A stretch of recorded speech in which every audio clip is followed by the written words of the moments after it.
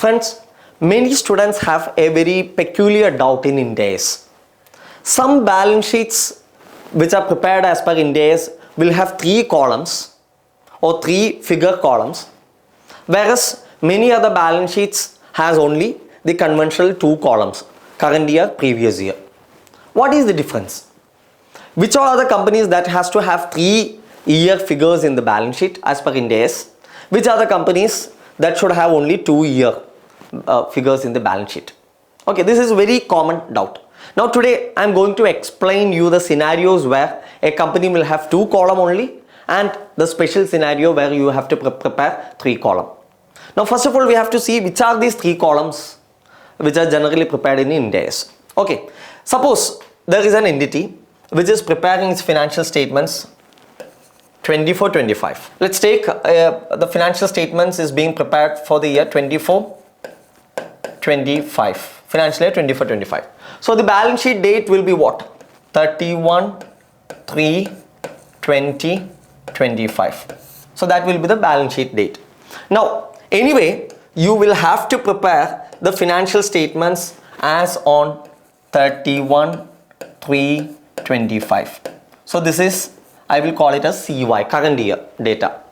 Okay, now you know whenever you prepare financial statements, you have to give the comparative information, and the comparative information will be as on 31/3/24. Okay, we call it as previous year. This is the typical conventional balance sheet format. You have your particulars over here, okay, assets, liabilities, etc., and the current year figure, previous year figure. But in some special scenarios, you will have one more column, and that column's date will be what? The opening date of this previous year. I repeat, the opening date of the previous year. Which is the previous year? Current year is 24-25. So previous year will be 23-24. And what is the opening date of previous year? Opening date of previous year will be 1/4/23. 1/4/23. And I will call it as PPY. PPY. 1/4/23 will be the PPY. Okay.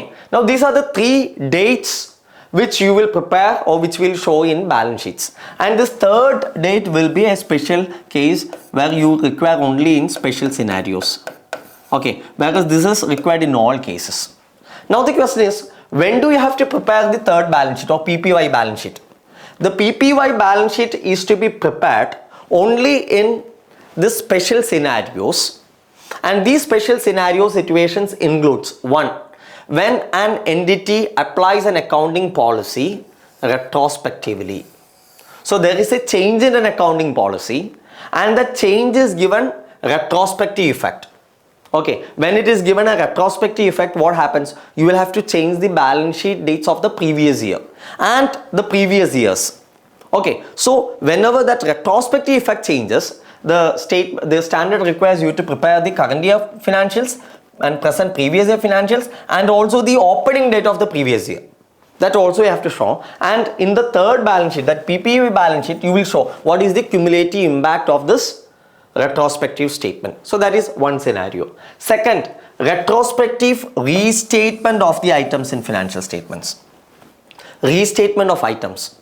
Now, restatement could be sometimes you are restating the liability. Let's say gratuity liability or provision for gratuity. Okay, or I would take it as deferred tax. Deferred tax liability. All these items, if you are restating, okay, why do you have to restate? Gratuity can be restated when there is a change in the law of computing the gratuity.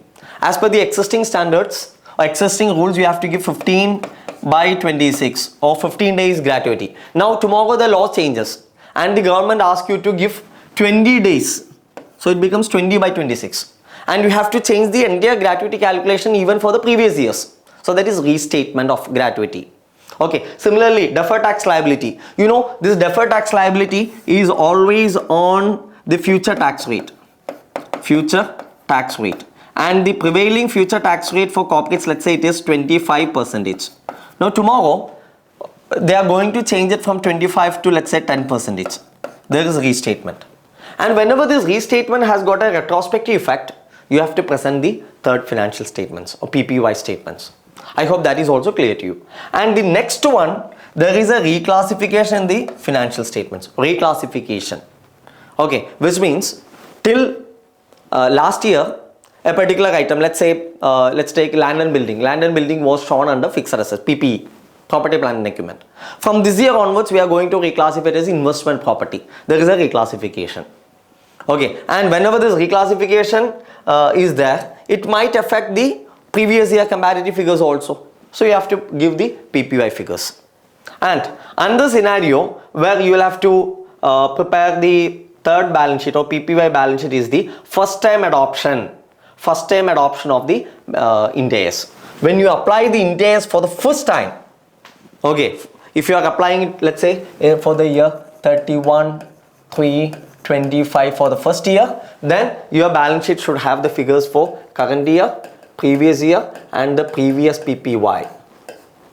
Okay, so this will be 31/3/25, this will be 31/3/24, and this will be 1/4/23. Okay, 1/4/23. Now I hope that is clear to you. So this is one area where many of the students have got doubts, and I don't want any one of you to have this doubt further. These are the only scenarios where you have to prepare the third balance sheet, PPY balance sheet, in case of IND AS regime, not otherwise. Okay, thank you.